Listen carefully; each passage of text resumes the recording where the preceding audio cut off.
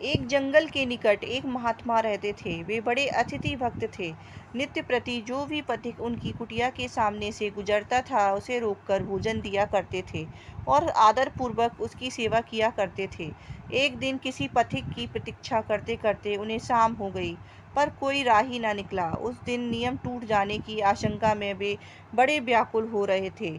उन्होंने देखा कि एक 100 साल का बूढ़ा थका हारा चला आ रहा है। महात्मा जी ने उसे रोककर पैर धुलाए और भोजन परोसा। बूढ़ा बिना भगवान का भोग लगाए और धन्यवाद दिए तत्काल भोजन पर जुट गया। यह सब देख महात्मा को आश्चर्य हुआ और बूढ़े से इस बात की शंका की। बूढ़े ने कहा, मैं ना तो अग्नि को छोड़कर किसी ईश्वर को मानता हूँ, ना किसी देवता को। महात्मा जी उसकी नास्तिकतापूर्ण बात सुनकर बड़े क्रुद्ध हुए और उसके सामने से भोजन का थाल खींच लिया तथा बिना यह सोचे कि रात में वह इस जंगल में कहाँ जाएगा, कुटी से बाहर कर दिया। बूढ़ा अपनी लकड़ी टेकता हुआ एक ओर चला गया।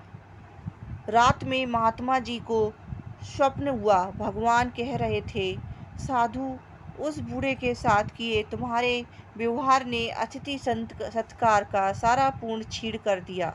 महात्मा ने कहा, प्रभु, उसे तो मैंने इसलिए निकाला कि उसने आपका अपमान किया।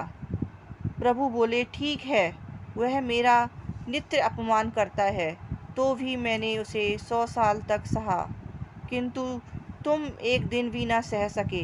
भगवान अंतर्ध्यान हो गए और महात्मा जी की भी आंखें खुल गईं।